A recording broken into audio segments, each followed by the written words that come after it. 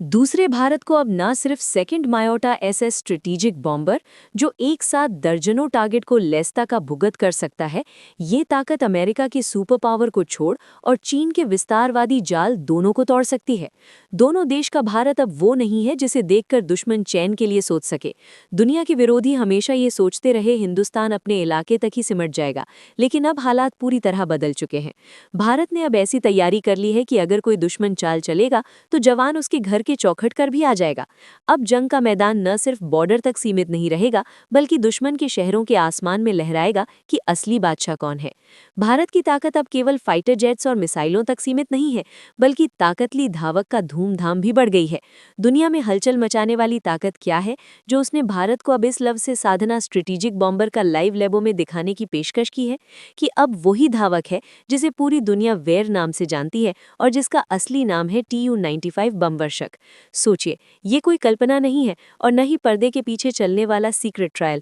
रूस बोलकर चाहता है कि भारत अपने इस प्लेटफॉर्म को अपनी आंखों से देखे, इसकी ताकत को समझे और अगर जरूरत पड़े तो इसे अपनी वायुसेना में शामिल कर ले। अब चला इस बमवर्षक के एक शब्दापुर मजला डाले।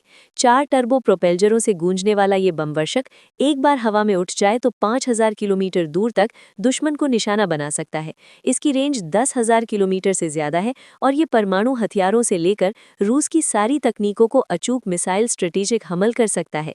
इसके नए वर्जन में नेविगेशन, रडार, बॉम्बिंग और फेर और हथियारों का ऐसा ताकत मिल तैयार किया गया है कि दुश्मन के सबसे खतरनाक शिद्दी खाने भी कर से भारत के लिए ये प्लेटफॉर्म क्यों जरूरी है?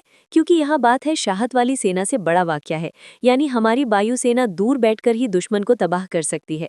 ये बिल्कुल वैसा है जैसे आप मैदान में उतरने वाले विरोधी। अब भारत को 4 बड़ी ताकतें देगा। पहला, दुश्मन को यह एहसास दिलाना कि भारत न सिर्फ डिफेंसिव में नहीं बल्कि ऑफेंसिव स्ट्राइक में भी माहिर है। दूसरा, सनक की गढ़ी में माहिर सेना के पास लंबे वक्त तक मिशन पूरा करने और अलग अलग हथियारों के साथ में डोली करने का विकल्प उपलब्ध हो जाएगा। तीसरा, ये एहसास अमेरिका, चीन और पाकिस्तान तक जाएगा कि भारत अब दूर तक वार करने वाले हथियारों की दौड़ में पीछे नहीं है। और चौथा, ऐसे सिस्टम्स को समझना हमारी काविशिक प्रोजेक्ट्स को नई दिशा देगा, चाहे वो लॉन्ग रेंज क्रूज मिसाइल हो, बड़े ड्रोन हो या फिर ऐसे विमान जिनसे दुश्मन की हर हरकत आसमान से देखी और कंट्रोल की जा सके।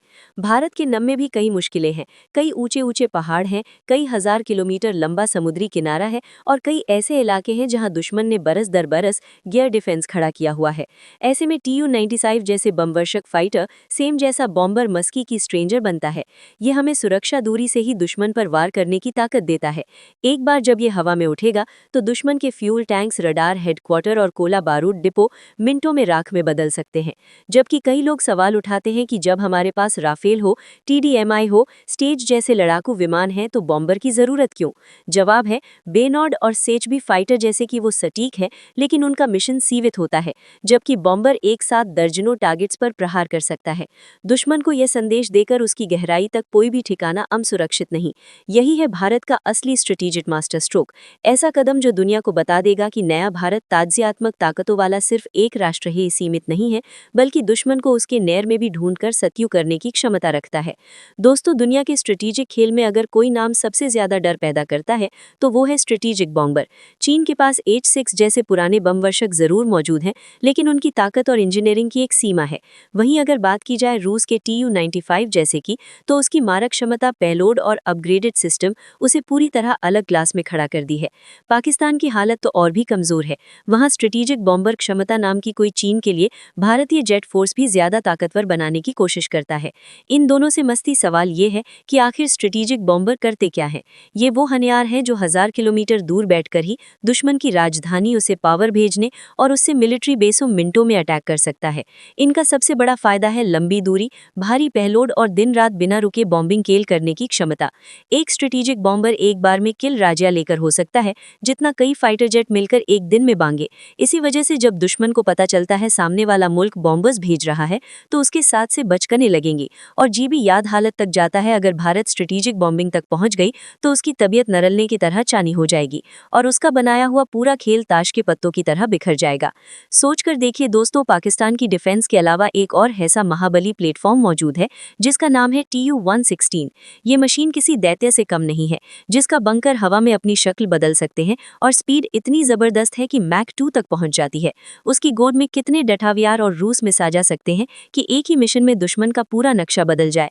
इसका इलेक्ट्रॉनिक सिस्टम इसे दुश्मन के रडार की आंखों से लगभग गायब कर देता है और एयर टू एयर रिफ्यूलिंग इसे कितना भारी वाहन बना देता है कि ये मात भी बाह करके भी अपना काम पूरा कर सके।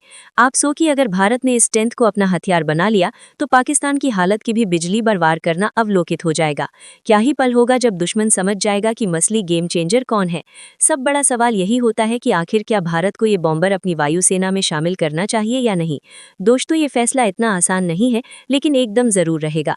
इसका डेमो हमारी आंखें खोल देगा। जब ये बटाम हवा में हाई स्पीड रन भरेगा, सभी के करीब लो लेवल फ्लाई भरेगा, स्टैटिक डिस्प्ले में अपना मसलिक चेहरा दिखाएगा और कॉकपिट प्री फ्लाइट में उसकी बारीकियां हमारे सामने आएंगी, तभी मसले का अस्पीर साबित होगी।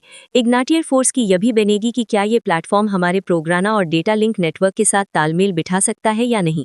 और अगर सब कुछ सही निकला तो यकीन मानिए, भारत की पावर एक ही जवाब किसी की दहाओं में फैसले नहीं करते। अगर हमारी सुरक्षा और हमारे संप्रभुता के लिए स्ट्रेटेजिक बॉम्बर जरूरी है तो ये कदम हम जरूर उठाएंगे, चाहे सामने से कितनी भी आवाजें क्यों ना उठे। मेरी नज़र में अगर भारत को एशिया में अपनी असली ताकत दिखानी है तो हमें हर वो हथियार हासिल करना होगा जिससे दुश्मन की नींद हराम हो जाए।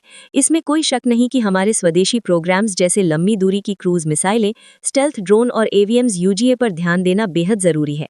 लेकिन जब तक ये पूरी तरह ऑपरेशनल नहीं होते, तब तक स्ट्रेटेजिक बॉम्बर हमारी स्ट्राइक क्षमता में मौजूद सबसे बड़े सहेली बंधों का साथ निभाता है। यही हथियार वो गड़ी बनेगा जो हमें एशिया की सबसे मजबूत सैन्य ताकत साबित करेगा। आज की ये कोशिश भारत के लिए महज एक हथियार का एक निकास सौदा नहीं है, बल्कि स्ट्रेटेजिक स्तर पर आगे बढ़ने का सुनहरा मौका है। ये कदम दुनिया को साफ बता देगा कि भारत अब पीछे मुड़कर देखने वाला नहीं है। आने वाले कल में जब ताकत की गिनती होगी तो एशिया का असली स्ट्रेटेजिक नेता वही देश कहलाएगा जिसका नाम भारत होगा। दोस्तों, अब सवाल आपसे है, अगर भारत के पास स्ट्रेटेजिक बॉम्बर जैसी ताकत आ जाए तो आपको क्या लगता है, एशिया की पूरी तस्वीर कैसे बदल जाएगी? क्या पाकिस्तान और चीन दोबारा कभी भारत की ओर आंख उठाने की हिम्मत कर पाएंगे? अपनी राय हमें कमेंट्स में जरूर बताइएगा। और हाँ, अगर वीडियो अच्छा लगा हो तो इसे लाइक कीजिए, चैनल को सब्सक्राइब कीजिए और घंटी वाला बटन दबाना बिल्कुल मत भूलिएगा।